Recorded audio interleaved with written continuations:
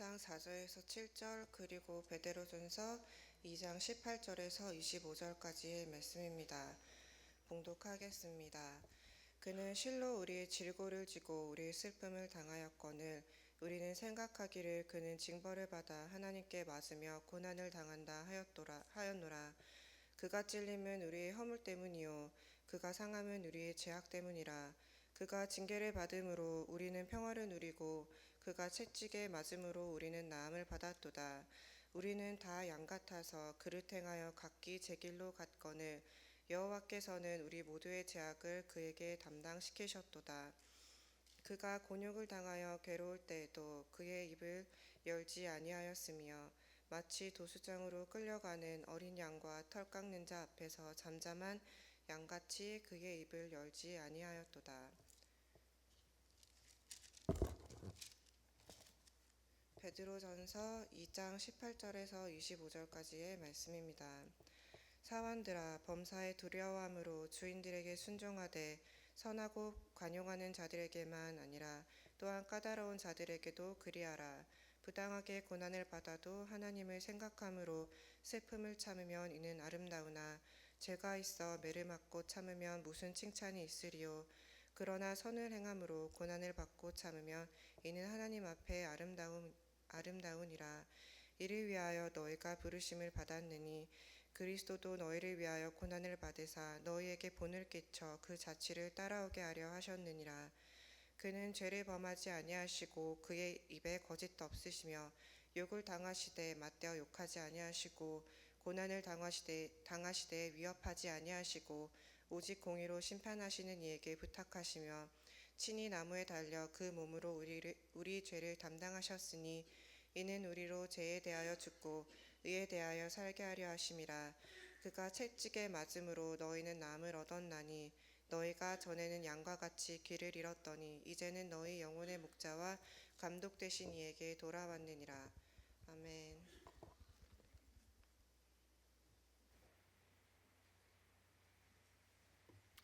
사순절 5번째 주일을 맞이하여 예수 그리스도의 속량의 십자가의 의미를 함께 상고해 보기를 원합니다. 우리 기도합시다. 사랑과 자비가 풍성하신 하나님 아버지, 오늘도 하나님의 음성을 들을 수 있는 귀한 시간을 주심에 감사를 드립니다. 우리의 간박한 마음을 옥토바스로 변하게 하여 주시옵소서. 착한 마음으로 말씀을 받아 행함으로 30배, 60배, 100배의 결실이 있는 주님을 따라가는데 나 자신을 부인하고 십자가를 지고 주님을 쫓는 순종의 제자도록 주님 우리의 심령의 변화를 허락하여 주시옵소서. 성령의 아름다운 역사가 말씀의 증거 가운데 또 우리의 매일의 삶 가운데 나타나기를 간절히 원하올 때 십자가의 부활의 예수 그리스도의 이름으로 간절히 기도드립니다. 아멘. 우리 교단의 본부가 있는 세인루이스 미조리에서 지난주에 흥미로운 사건이 하나가 있었습니다. 하이웨이 35번과 30선상에 있는 매일 수백 마리의 소들이 도축이 되는 그러한 슬로러하우스 도축장에서 소의 약 15마리 정도 되는 소들이 탈출을 했다고 합니다. 어떻게 탈출했는지는 아직은 지금 조사 중에 있는데요. 이 소들이 어디를 향해 달려가기 시작했냐면 인근에 있는 교회를 향해 달려가기 시작했다고 합니다. 그래서 인근에 있는 예수님의 동상, 수고하고 무거운 짐진 자들아 다 내게로 오라. 소들이 거기를 향해, 그 교회를 향해 달려가게 된 것입니다. 결국 다 잡긴 잡았지만 이 소식을 알게 된 세인루이스를 비롯한 많은 SNS에 있는 사람들이 이 소들은 예수님께 피했기 때문에 교회에서 이 소들을 살려줘야만 된다는 것입니다. 여러분, 우리 교회 만약에 소나 양들이 우리 교회로 탈출해 온다면 우리는 어떻게 해야만 될까요? 많은 사람들이 지금 페티션을 통해 이 소들은 죽이면 되지 않는다라고 이렇게 하고 있는 것입니다. 아마 소들도 살 길을 알고 예수님께로 달려갔던 모양입니다. 구약에 보게 되면 하나님이 소, 양, 염소와 같은 그러한 희생의 제물을 통해 우리의 죄 사함이 있는 것을 알려주시는 제사의 법을 허락하여 주셨습니다. 하나님이 이스라엘에게 주신 두 가지의 가장 큰 선물은 그러한 의미에서 하나님의 뜻을 알려주기 위해 직접 손가락으로 쓰신 율법과 계명, 십계명을 비롯한 그 율법이며, 그리고 율법을 범한 자가 살 수 있도록 내가 아닌 점없고 흠이 없는 나의 죄를 담당하는 동물을, 짐승을 하나님께 드림으로 말미암아 나의 죄가 깨끗하게 되는 제사의 사유함을 선물로 허락하여 주신 것입니다. 신명기 4장 8절에 보면 위대한 나라는 그러한 의미에서 하나님의 뜻을 알고 순종 가운데 나아가게 되는 율법을 가진 나라가 됩니다. 더 위대한 나라는 어떠한 나라입니까? 율법 안에 내 죄를 깨닫게 되고 살 길은 하나님의 죄 사함의 그 방법으로 정결한 짐승을 주님 앞에 드리게 되는, 나의 죄를 담당하기 위해 죄와 허물은 내가 있지만 그 짐승이 피를 흘림으로 말미암아 죄가 전가되어 죄 사함의 은총을 받는 제사의 은혜를 받은 나라가 훌륭한 나라이다라는 것입니다.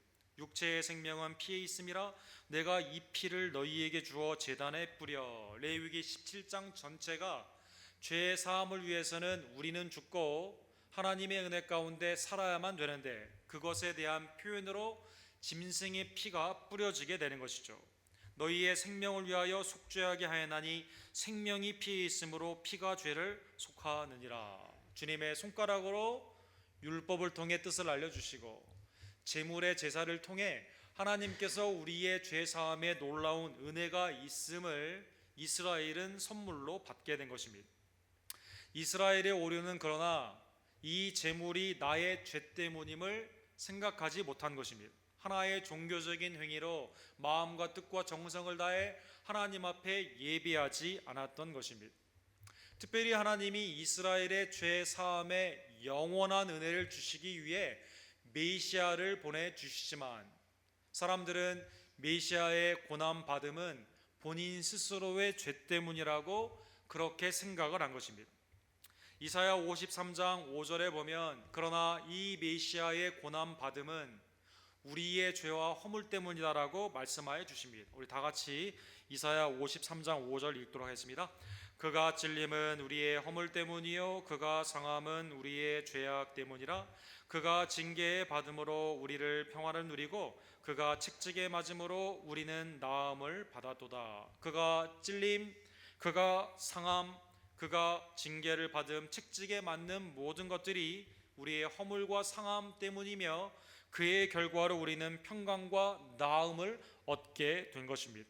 이 메시아의 이사야 53장의 약속은 고린도전서 15장 3절에 나와 있는 것처럼 그리스도의 고난을 통해 완전히 십자가로 완성이 되었습니다. 내가 받은 것을 먼저 너희에게 전하였노니 이는 성경대로 예수 그리스도께서 우리 죄를 위하여 죽으시고, 죄는 우리가 지었습니다.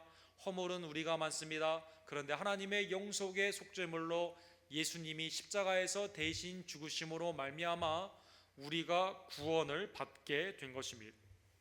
아무런 고운 모양이나 풍채도 없으시고 흠모할 만한 아무런 것이 없었지만, 아름다운 것이 그에게는 없었지만 십자가의 수치를 통해 그가 우리를 대신하여 죽으심으로 말미암아 우리가 죄에서 사함을 받게 되는 놀라운 은혜를 받게 된 것입니다.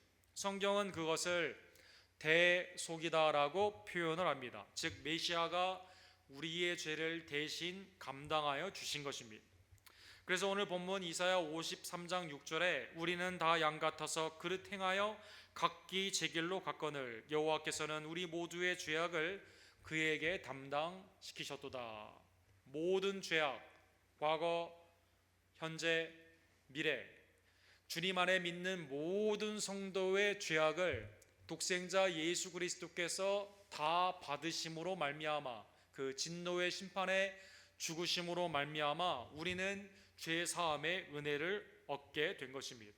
예수님이 이 땅에 오신 궁극적인 가장 중요한 목적은 무엇일까요? 바로 죄 사함의 은총을 주기 위한 대속의 은혜이다라는 것입니다. 마태복음 20장 28절에 보면 인자가 온 것은 섬김을 받으려 함이 아니라 도리어 섬기려 하고 자기 목숨을 많은 사람의 대속물로 주려 함이니라. 많은 사람들의 대속물, 제물로 하나님께 드리고자 이 땅에 오셨다는 것입니다. 자, 여러분, 여기까지는 우리가 세례를 받기 위한 세가족 훈련이나 아니면 믿음 가운데 우리가 살아가야 될 때 말씀으로 구원의 은총에 관한 수없이 많이 들었던 그러한 말씀이 됩니다. 십자가의 의미, 구속의 대속의 의미는 어떻게 보면 추상적이고 우리가 관념 가운데 믿는 하나님의 신학적인 그러한 의미일 것 같은데, 오늘 본문에 보면 이 십자가, 이 대속의 의미가 어떠한 삶에서 구체적으로 나타나게 될까요? 이 구원의 은총을 받은 성도들의 직장의 삶 가운데 나타나게 된다는 것입니다. 베드로전서 오늘 2장은 이 십자가의 의미를 추상적인 신학의 의미로 해석을 하는 것이 아닌 매일의 직장의 관계 가운데, 우리가 매일 만나는 사람들의 관계 가운데 표현이 되어야 된다라고 실질적으로 적용해 주고 있는 것입니다. 베드로전서 2장 18절에 보면 사환들아라고 나와 있습니다. 종들아라는 뜻입니다. 로마에 있어서 로마 시민의 모든 혜택은 그보다 약 4배가 되는, 날 때부터 노예의 자녀로 나왔거나 전쟁에서 지게 됨으로 말미암아 로마의 귀속이 됨으로 말미암아, 또한 빚을 탕감하지 못해 빚진 자들이 노예가 됨으로 말미암아 4배나 되는 그러한 슬레이브들을 통해서, 노예들을 통해 사회가 지탱이 되고 있었습니다. 초대교회에서도 교회의 대부분의 사람들은 이러한 노예 삶, 오늘날로 말을 하게 되면 직장의 상하 가운데 밑에서 일하는 수많은 사람들이 많이 있었다는 것입니다. 로마 주인을 어떻게 만나느냐에 따라 이 노예의 인생이 달려 있습니다. 어떤 사람은 선을 베풉니다. 관용을 베풉니다. 그에게 자유권을 줄 수 있도록 모든 것을 배려하게 된다는 것입니다. 종의 입장에서는 그러한 상전에게는 당연히 마음을 다하여 기쁨으로 봉사를 하게 될 것입니다. 범사의 두려움으로 주인에게 순종하되 선하고 관용하는 자들에게만 아니라, 그런데 문제는 또한 까다로운 자들에게도 그리하라. 상전이 까다롭게 된다는데 문제가 있는 것이죠. 학대를 합니다. 로마 노예에게는, 시민권을 가진 자가 아닌 자에게는 재산권이 없습니다. 소송권이 없습니다. 투표권이 없습니다. 그러다 보니 하나의 물질로 생각하여 죽이면 그만이었다는 것입니다. 까다로운 자들에게는 생명의 위협이 있습니다. 내일의 미래의 장래가 보장이 되어 있지 않았다는 것입니다. 그러기에 탈출하는 사람도 있고 덤비는 사람도 있으며 죽이는 그러한 범죄 행위들이 많이 있었다는 것입니다. 그런데 오늘 본문에 보면 그렇게 까다롭게 하는 자들에게도 너희는 순종함으로 열심을, 선을 행하라라는 것입니다. 십자가의 의미가 갑자기 베드로 전서와 오늘날의 우리의 사회 가운데 매일 나의 삶 가운데 나타나는 직장의 삶으로 직결이 되고 있는 것입니다. 여러분, 이 회사에서 나만 제정신이냐라는 그러한 책이 있습니다. 이 책을 보게 되면 크리스천으로서 직장에 가게 되었을 때 얼마나 엉뚱한 일이 많이 있게 되며 직장 생활이 얼마나 터프한 것인가를 잘 표현한 그러한 글입니다. 그래서 어떻게 믿는 자로 대체를 해야 되는지 생각을 하게 되는 것이죠. 여러분, 그런 질문 직장 가운데 생각해 보신 분은 많이 있을 것입니다. 이거 좀 이 직장이 좀 제정신이 아니다라는 생각을 하게 되는 것이죠.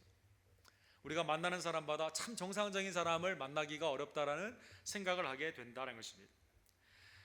통계에 보게 되면 그러한 이유로 직장을 많이 바꾸게 됩니다. 미국의 경우 커리어, 직장만 바꾸는 게 아니라 직종을 바꾸는 경우가 일생 동안에 5번에서 6번이 있다고 합니다. 2015년 노동부의 평가를 보게 되면 16.4%에 행하는 사람들이 직장을 옮겼다라고 합니다. 100명의 직원이 있는 회사라면 16명이 그만두게 된 것이죠. 가장 이직을 하는 큰 이유는 상사와의 불화 때문이라고 하게 됩니다. 상사가 나와 맞지 않거나 나에게 까다로운 일을 하게 되면 직장을 떠나야 된다는 생각을 많이 하게 된다는 것입니다. 한국도 평생 직장, 종신 그러한 직장의 개념으로 신입부터 은퇴까지 한 직장에 있는 경우가 많이 있었는데 지금은 6년 정도밖에 한 직장에 다니지 않는다고 합니다. 특별히 첫 직장은 예상과는 달리 많은 어려운 일들이 있어 1년 6개월 만에 보통의 경우 그만둔다고 합니다. 물론 회사의 차원이나 상사의 차원에서도 이 사람이 좀 우리 회사에 맞지 않았기 때문에 그렇게 되었다, 여러 이유를 댈 수가 있지만 밑에 있는 사람들의 입장에서는 상사의 불화가 이 회사를 떠나는 가장 큰 이유가 있는 것입니다. 믿음으로 직장에 나아가 온전히 영적으로 산다는 그 자체가 직장이 매일의 전쟁터이며 매일의 삶 가운데 믿음으로 살기가 매우 어려운 그러한 일이 되는 것입니다. 제가 신학교에 갔을 때 신학교에 왜 왔냐라는 질문 가운데요, 많은 이유들이 있지만 그 중에 하나가요, 직장 생활이 힘들어 신학교 왔다, 이런 분들도 가끔 있었습니다. 하나님 안에서의 믿음으로 직장 생활하기가 그렇게 쉽지가 않다는 것입니다. 자, 그러면 십자가와 오늘의 우리의 직장은 무슨 관계가 있을까요? 오늘 보면 20절 상반부에 먼저 보게 되면 직장에 있어서의 어려움이 만약 내 잘못으로 나타나게 된다면 그것은 성도가 원하는 그러한 고난은 아니다라는 것입니다. 나의 범죄함으로 말미암아 내가 게으르거나 사회의 윤리를 지키지 않거나 법을 벗어나는 일로 말미암아 직장에 어려운 일이 있다면 그것은 내가 책임을 져야 되는 일이다라는 것입니다. 자범죄의 결과로 죄가 있어 매를 맞고 참으면 무슨 칭찬이 있으리요. 그 행함으로 말미암아 하나님의 뜻이 아닌 다른 일로 말미암아 고난을 받는 그러한 것은 성도에게 매우 수치스러운 것이다라는 것입니다. 예를 들자면 베드로 사도는 베드로전서 4장 15절에 너희 중에 누구든지 살인이나 도둑질이나 악행이나 남의 일에 간섭하는 자로 고난을 받지 마려니와. 살인, 도둑질, 악행, 그 다음에 여기 특이하게 남의 일에 간섭함으로 고난을 받지 말라고 했습니다. 나의 자범죄의 결과로 말미암아 직장에서 고난을 받는 것은 수치스러운 것이다라는 것입니다. 반면에 하나님의 뜻을 행하기 위해 온전한 믿음으로 행하는 그러한 일 가운데 부당하게 고난을 받게 된다면 그것은 하나님이 보시기에 아름다운 축복의 계기가 될 수 있다는 것입니다. 그래서 오늘 19절과 20절에 보면 두 번이나 성경에서 고난 자체가 affliction, suffering으로 흉하고 상처가 있고 온전하지 못하고 괴로운 것인데 이것이 하나님 안에서 아름다움으로 축복으로 받아들일 수 있다라고 말씀하여 주십니다. 어떤 경우일까요? 부당하게 고난을 받아도 하나님을 생각함으로 슬픔을 참으면 이는 아름다운 것이나 하나님을 생각하며 부당한 대우이지만 참으면 하나님이 아름답게 그것을 생각하신다는 것입니다. 흉한 고난이 하나님의 보시기에 아름답게 보여진다는 것입니다. 20절 하반부에도 선을 행함으로 고난을 받게 된다면 나의 자범죄가 아닌 하나님의 뜻 가운데 선을 행했지만 그러나 결과가 고난이라면 이것은 하나님 앞에 아름다운 것이다라는 것입니다. 구약의 예를 들자면 대표적으로 다윗을 생각해 볼 수가 있습니다. 사무엘상 18장 11절에 보면 내가 다윗을 벽에 못 박으리라라고 말을 하면서 사울이 창을 던지게 되죠. 사울은 누구입니까? 골리앗을 다윗이 죽임으로 말미암아 국가의 은혜 혜택을 입은 은혜를 입은 자입니다. 자기의 딸의 남편이기 때문에요. 다윗은 자기의 사위였다는 것입니다. 그러나 악령이 들려 다윗은 만만이요 사울은 천천히다라고 사람들이 다윗을 칭찬하게 되었을 때 시기와 질투로 창으로 2번 던졌을 뿐만 아니라 그의 인생의 8년을 다윗을 쫓아가 죽는데 허비한 그러한 인생이었다는 것입니다. 하나님의 은총으로 다윗은 생명을 보존하게 됩니다. 사울은 점점 패하게 됩니다. 다윗은 점점 흥하게 되어 전세가 역전이 되게 되었다는 것입니다. 사무엘상 24장에 보면 드디어 사울이 굴에 쉬고 있게 되었을 때 다윗의 군대가 들어가게 됩니다. 다윗의 부하가 창을 들어 사울을 죽이려고 하게 되는 것입니다. 창을 쓰려는 자 창으로 망하게 되는, 칼을 쓰는 자 칼로 망하게 되는 하나님의 공의가 나타나는 것처럼 보였다라는 것입니다. 그때 다윗은 뭐라고 말을 하게 될까요? 내가 손을 들어 여호와의 기름 부음 받은 자를 치는 것은 여호와께서 금하는 것이니 그가 여호와의 기름 부음을 받은 자 됨이라. 사울을 해하지 말라라고 창을 멈추게 하였다는 것입니다. 그가 오래 참음과 인내 가운데 보복하지 않음으로 말미암아 사울은 전쟁에 나아가 죽게 됩니다. 다윗은 왕으로 재임을 하게 되었다는 것입니다. 어렵고 힘든 부당한 하나님의 선을 행하고 하나님의 뜻 가운데 있었던 그러한 고난을 받았던 다윗이 오래 참음 가운데 하나님의 은혜를 기억하며 선을 행하게 되었을 때는 하나님께서 이 모든 것들을 해결하여 주신 것입니다.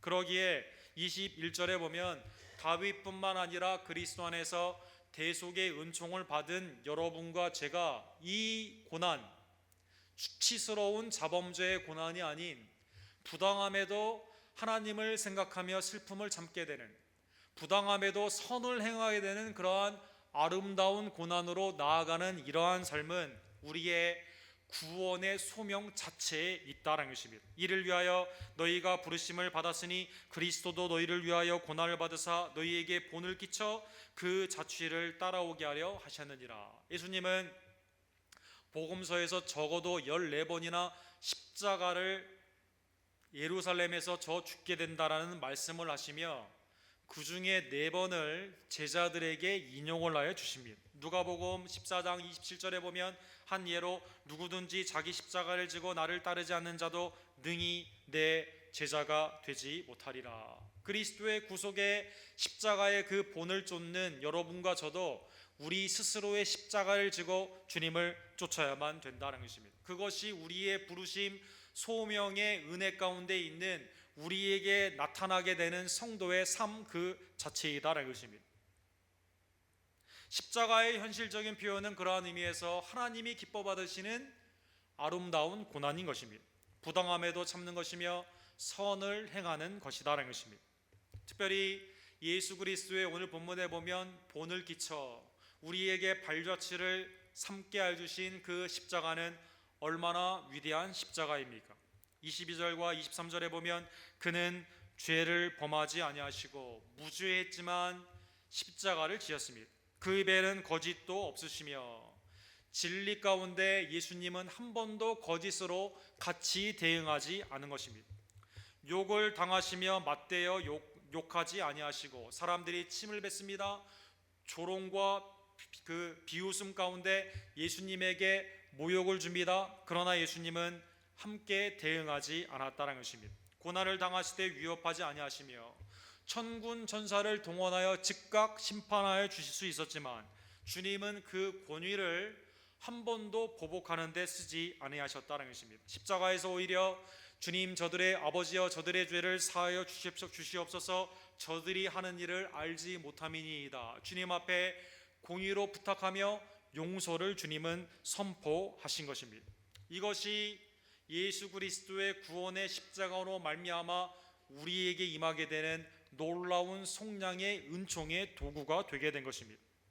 그러기에 예수 그리스도의 십자가는 오늘 본문에 나오는 하나님이 보시기에 가장 아름다운 고난이 되는 것입니다. 24절에 보면 친히 나무에 달려 그 몸으로 우리 죄를 당하셨으니 이는 우리로 죄에 대하여 죽고 의에 대하여 살게 하려 하심이라. 그가 채찍에 맞음으로 너희는 나음을 얻었나니.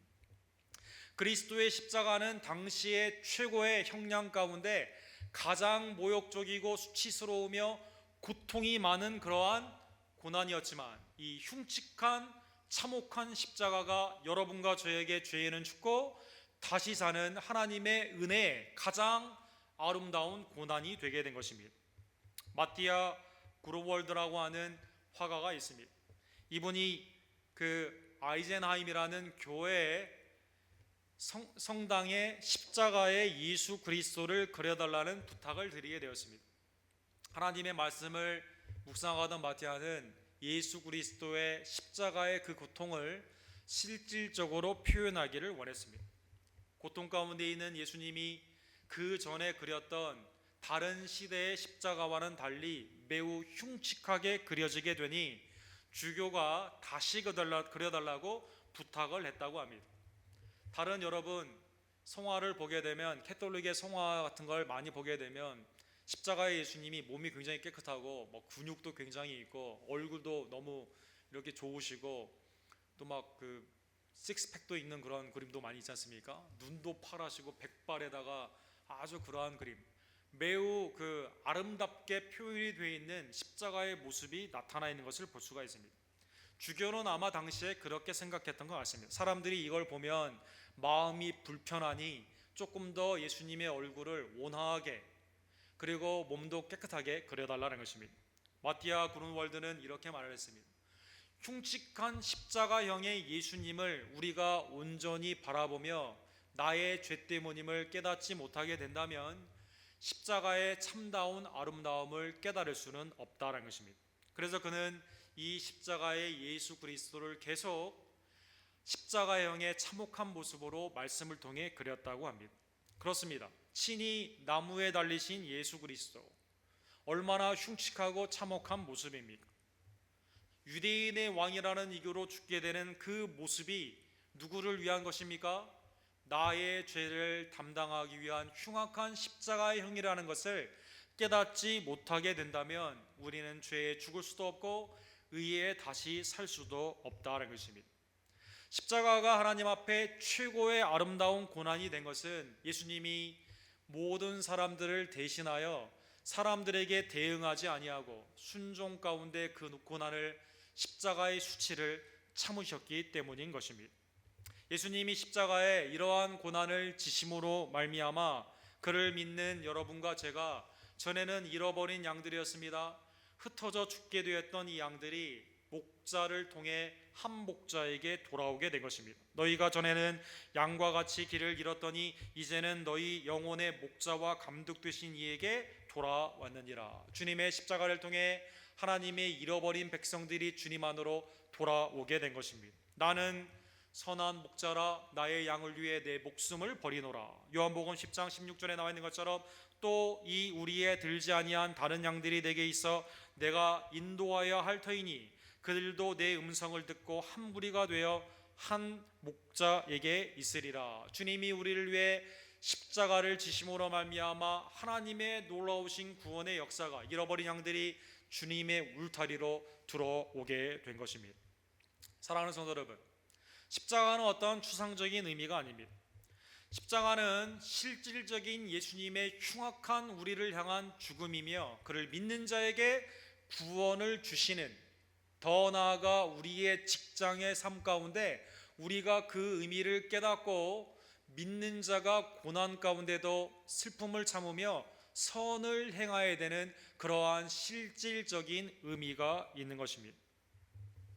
이 말씀을 생각하며 첫 번째로 여러분과 저에게 고난을 이상히 여기지 아니하며 하나님이 우리에게 주신 은혜의 한 방편임을 깨닫는 성도들이 되기를 원합니다. 빌립보서 1장 29절에 보면 주님의 나라와 영광을 위해 수고하고 힘썼던 바울 사도가 로마의 감옥에서 이 서신을 쓰며 이렇게 말을 합니다.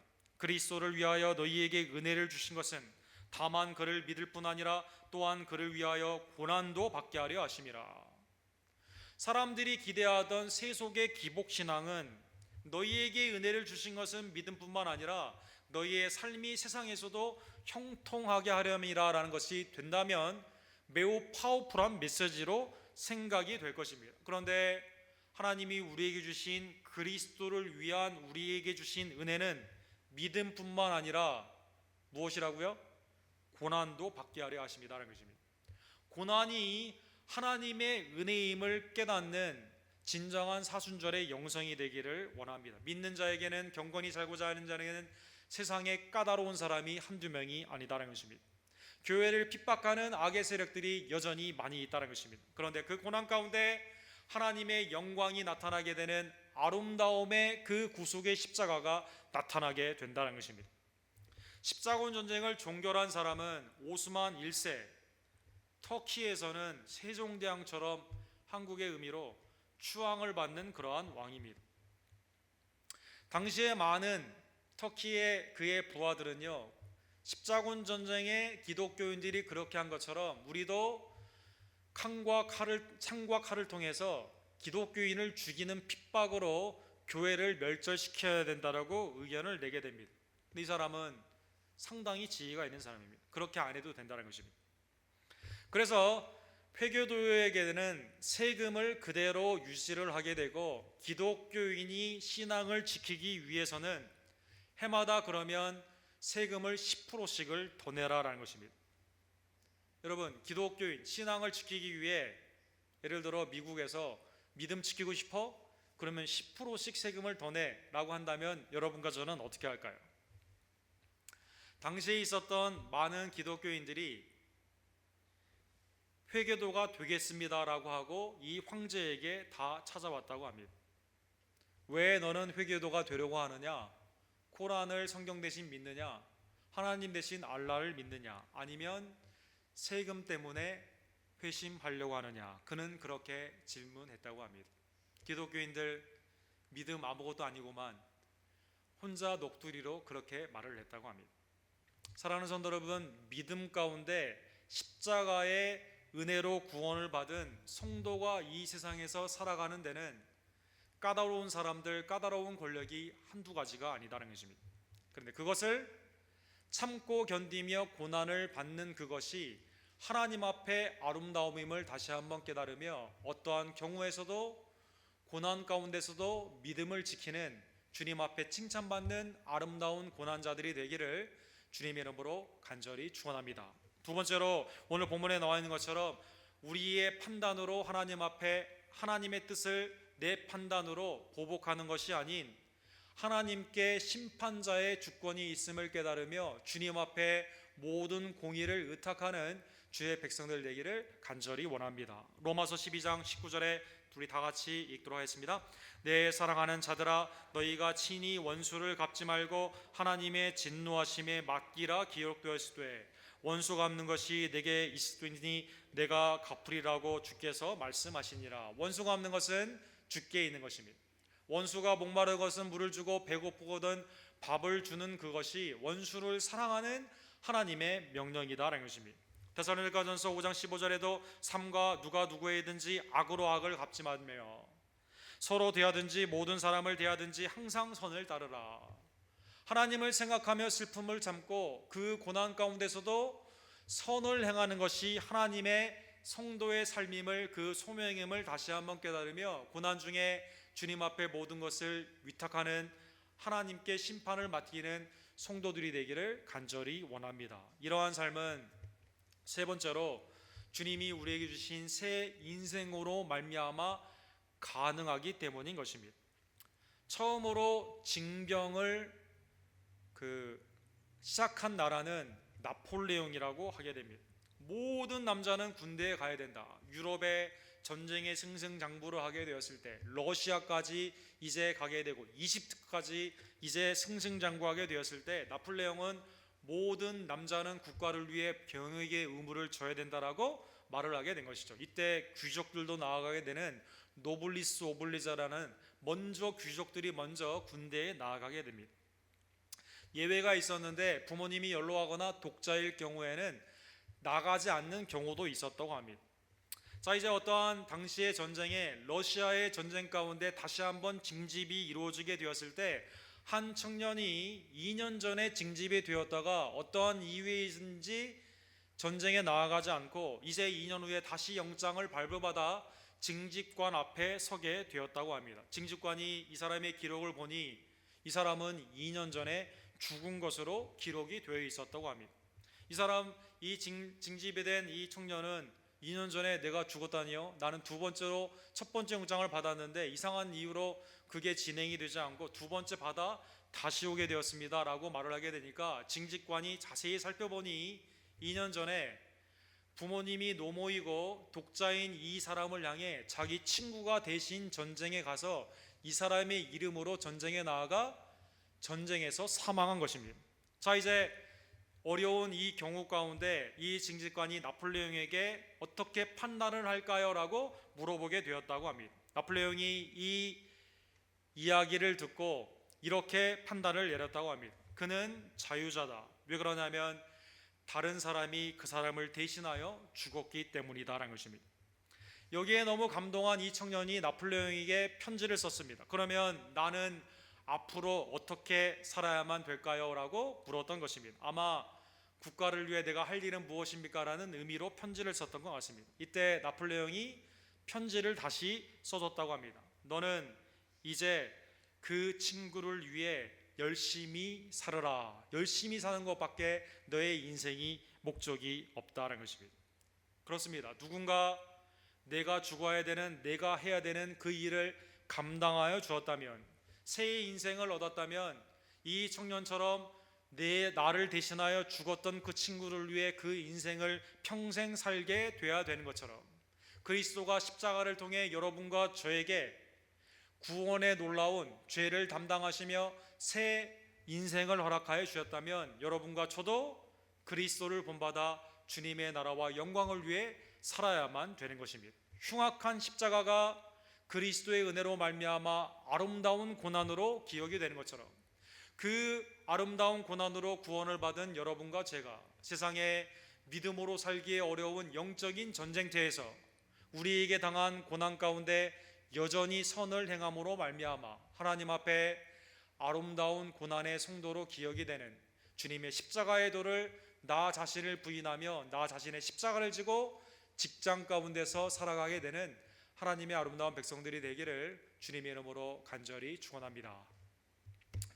사랑의 하나님 아버지, 감사합니다. 하나님께서 우리에게 새 인생, 이제는 잃어버린 양들이 주께로 돌아와 하나님의 양으로, 백성으로, 자녀로 살게 하시는 놀라운 영생의 은혜를 주심에 진심으로 감사를 드립니다. 이것은 그리스도의 생명의 희생이 있었기에 죄가 없으시고 욕에는 욕으로 대하지 아니하시며 심판을 주님 앞에 공의로 맡기시며 십자가를 묵묵히 지셨던, 흉악한 십자가형을 지었던 그리스도의 순종으로 말미암아 우리에게 왔음을 다시 한번 깨달으며 이제는 죄에는 죽고 의에는 다시 사는, 어떠한 직장과 가정과 만남에 고난이 있다 하더라도 예수 그리스도를 기억하며 참고 주님 앞에 공의를 의탁하고 선을 행하는 하나님의 아름다운 고난의 십자가의 성도들이 될 수 있도록 주여 역사하여 주시옵소서.